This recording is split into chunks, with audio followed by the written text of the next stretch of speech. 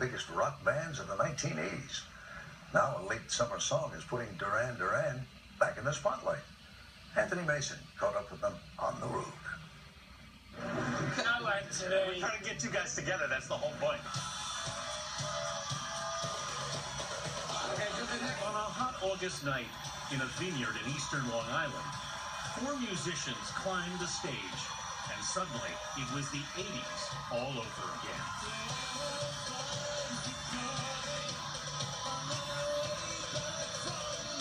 The Wild Boys were back. It's almost astonishing to all of us, I think, to accept that Duran Duran is 3.5 decades old.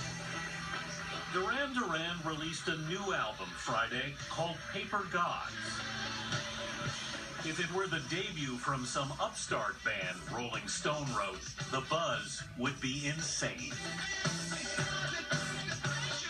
For hardcore fans, Duranis, as they're called, non-Taylor history. The happiest band ever, 33 years. insanity never ends. He always got most fan mail. We were counting? Of course. He was counting. I was moving the piles. In the 80s, the Fab Five, as they were then, led the second British invasion. We had a mission and we had a plan. What was the plan? World domination within 5 years. And what did we get? World domination within 5 years. They'd come together in Birmingham, England, where bass player John Taylor and keyboardist Nick Rhodes had been childhood friends. When I was 16, he was 18, we formed Duran Duran. And we were convinced that it was going to work. I was like super nerd at school. First time I put on an electric guitar, I played at the school dance. Life was never the same again, you know? I mean, my standing went from 0 to hero. With Andy Taylor on guitar, Roger Taylor on drums, none of the Taylors are related. And Simon Le Bon as frontman, Duran Duran crossbred punk and glam, charting 11 top 10 hits. If girls ate them up, critics spat them out. A mall version of Roxy music, read one review. How did you react to that at the time? We grew a thick skin really quickly. The more girls we got kind of following the band, the more they hated us. Did you think the rock press just didn't get you? I still think the rock press didn't get us, actually. I think all the rock press saw was the audience. Duran Duran arrived at the dawn of MTV. And no one rode the wave of the video revolution with more style, more mascara. Video to us has been so exciting because it was new to us as stereo was to Pink Floyd with sort of Dark Side of the Moon. Your image became such a powerful thing. Did it ever become too powerful in your view? Yeah. I think we had no idea how potent they were at the time, but they ended up becoming quite iconic. The imagery of the Rio video on the boat and some things from the girls on film video, and they left marks. For a while, I think people thought, oh, well, those are the guys that wander around in coloured silk suits and hang out on yachts all day. Actually, I probably spent 2 hours of my life at that point on a boat, and that was it in the video. I think a lot of people wanted you to be living that lifestyle too. They wanted to believe it. Yeah, me too. Absolutely. I tried as hard as I could. Well, he succeeded. Le Bon married model Yasmin Parvina, and in 1985 was racing the yacht Drum across the English Channel. When it capsized, he was nearly killed. It's the fact that somebody standing on the shore was looking through binoculars, saw the first 3 boats, Nirvana, Drum, Condor, Nirvana, Condor, where's Drum? It was only because that happened that they sent up a helicopter to come and look for us.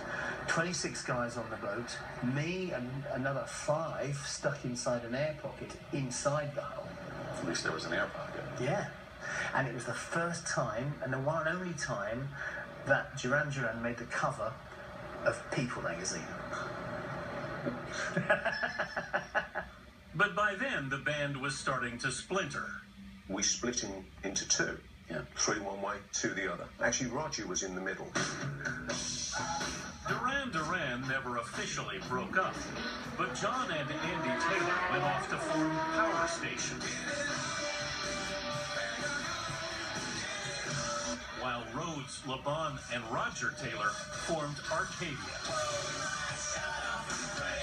Before Roger tired of the rock lifestyle. It was out of control, actually, at times, it felt. So I felt that I had to step away from it. I wanted to live a normal life for a while. And maybe at the right time, I'd go back to it. I mean, that turned into a long time. Did you think it was over? I knew that it would never be the same again. At the end of the 80s, it felt like the media, particularly, was saying, you guys, you're ephemeral, you've had your time, out, next. Duran Duran looked to be dead and buried.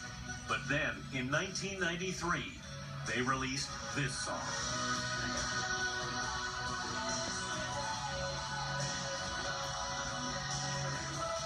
Suddenly, bam! You're back. Ordinary World. Put the band in a place it had never been before. Ordinary World took the band back to the top of the U.S. charts and won a major British award. Did you feel like they were finally taking you seriously? That meant everything to us. The comeback in the 90s must have felt pretty sweet. It was amazing, absolutely amazing. I think number 67 looks good. You like that one? Laban and his bandmates are all in their 50s I now. loved it. You still say it? I say it a lot, yeah. I say I raced.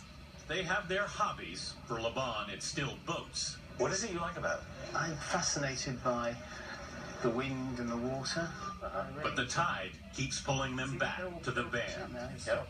Do you want to be doing this for another 15, 20 years? I haven't got a better idea right now. Are you still aspiring to have hit records? I vaguely remember that.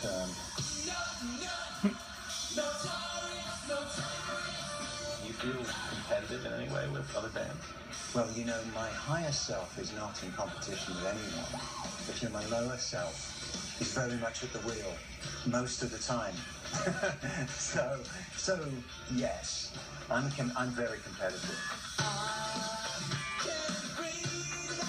We want the attention.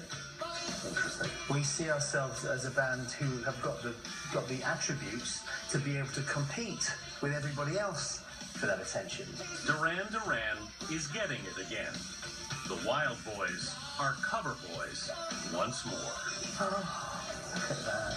Nice to be on the cover again. Cover of Billboard magazine. It's fabulous, isn't it? I mean, you know, I'm so proud of that.